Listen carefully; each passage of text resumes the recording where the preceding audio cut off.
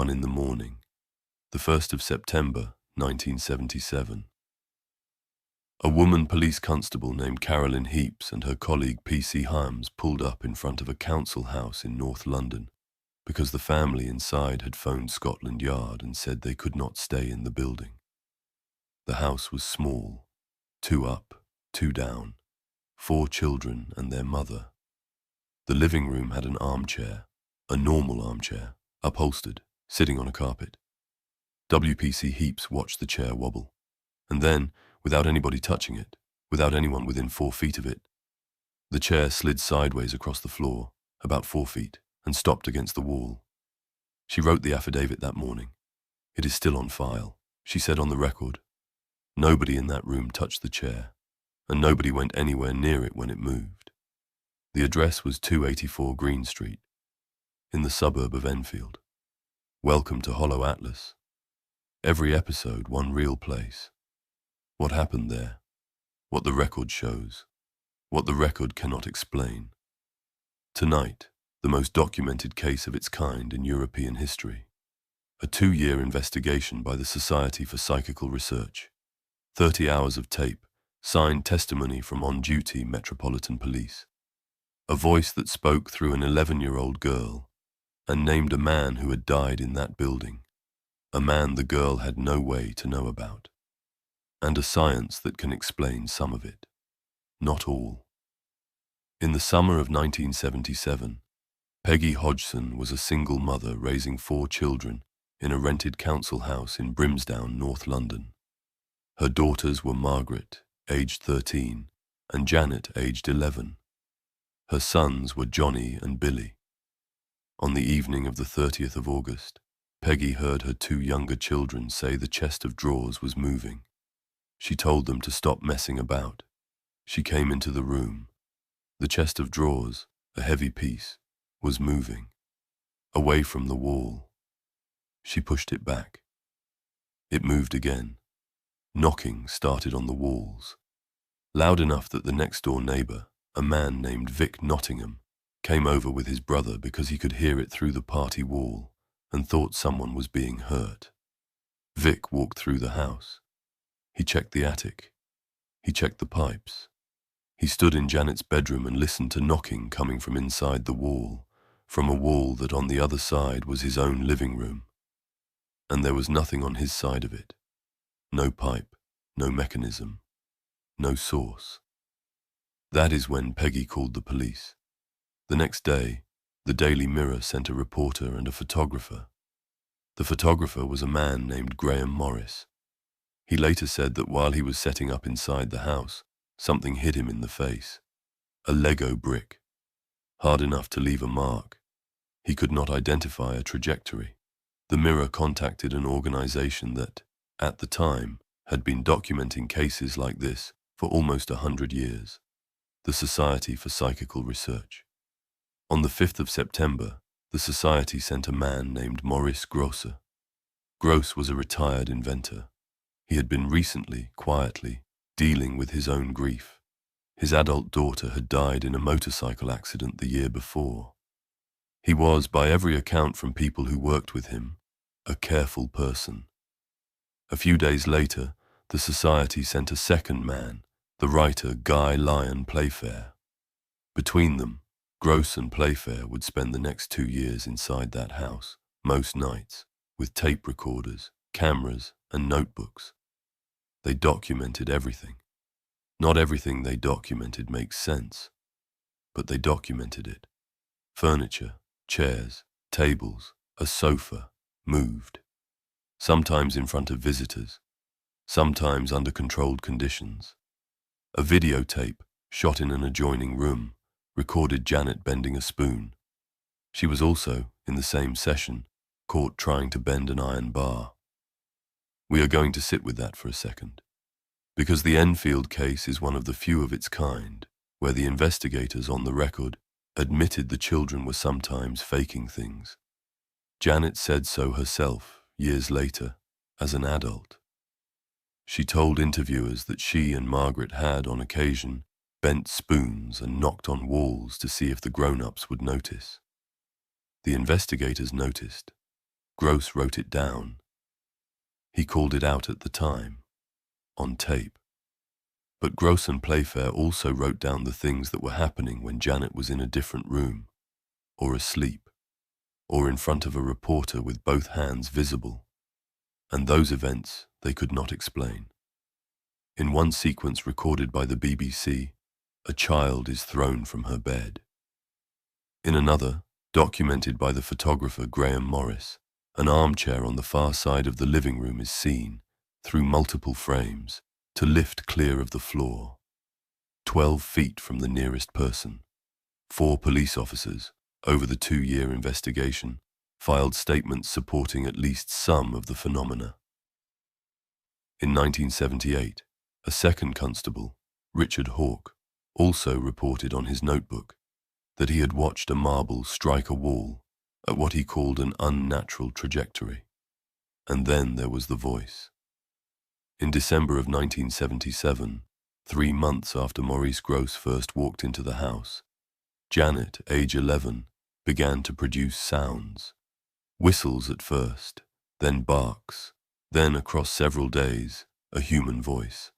The voice was male, elderly, guttural, and, according to medical consultants Gross brought in, physiologically unlikely to be produced by an 11-year-old girl using her normal vocal folds.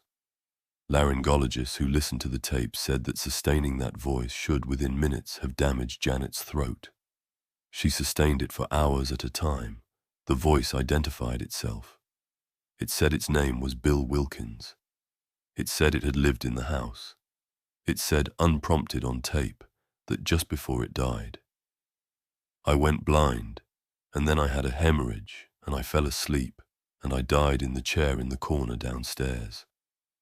Gross later played that recording on LBC radio in London. And a man called in. He said he was the son of Bill Wilkins. He said on the record that his father had died exactly the way the voice described.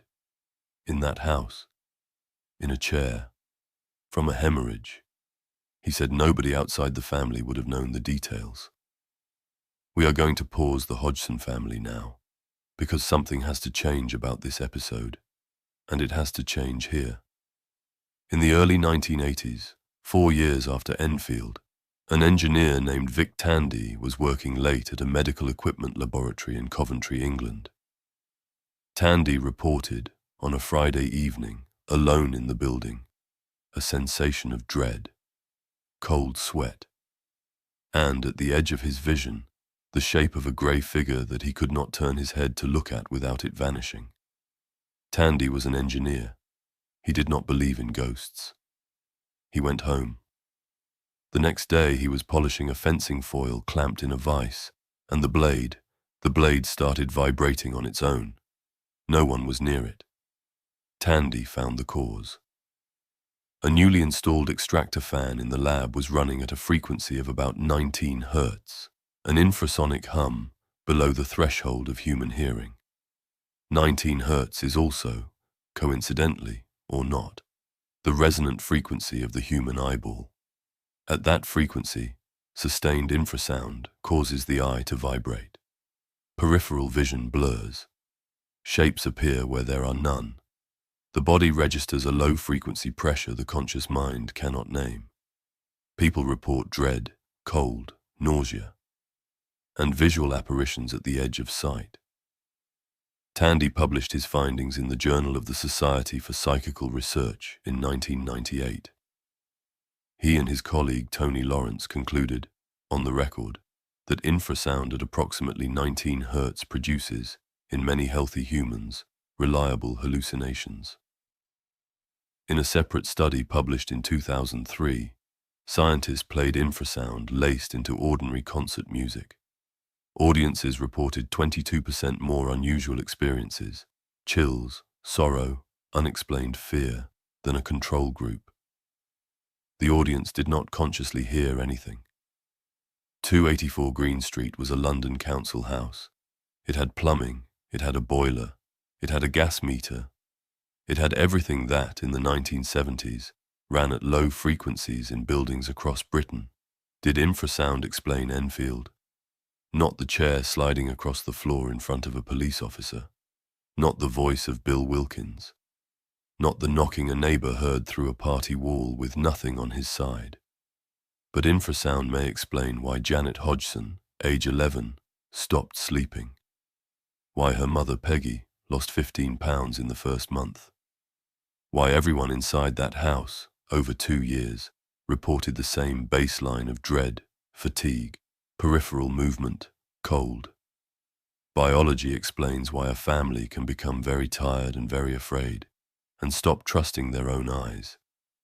It does not explain why a chair moves when no one is touching it, and it does not explain a voice that names a stranger who died in that chair.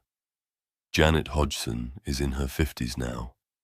She has given interviews. She does not like giving them.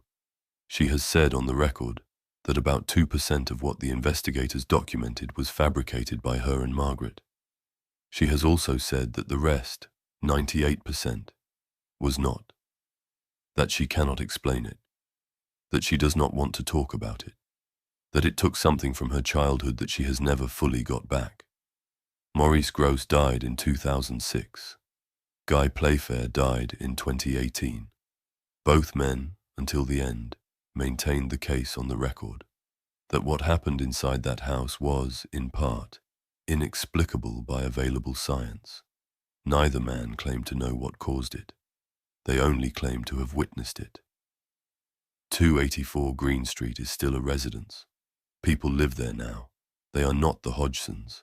They asked when they moved in, not to be named. Neighbors on the street say the house is quiet. The family inside says it is quiet. On a map, it is just an address in Brimsdown, Enfield. Coordinates 51.6523 north, 0.0685 west. An hour on the tube from central London. The Society for Psychical Research still holds the tapes. About 30 hours of them. Plus Grosse's notebooks. Plus Playfair's manuscripts. Plus the signed affidavit of Woman Police Constable Carolyn Heaps, dated 1st of September, 1977. All of it is available to researchers on request. In the last episode, we sat with 4 nurses and one word, witching hour, that nurses in every country tell the same stories about. In Enfield, the tapes run through most of the night, and when Grosse and Playfair logged their timestamps, the majority of the most violent activity, the chair moves, the voice episodes, the knocking at frequencies no natural cause could produce, clustered between 2 and 4 in the morning. The same hour, the same window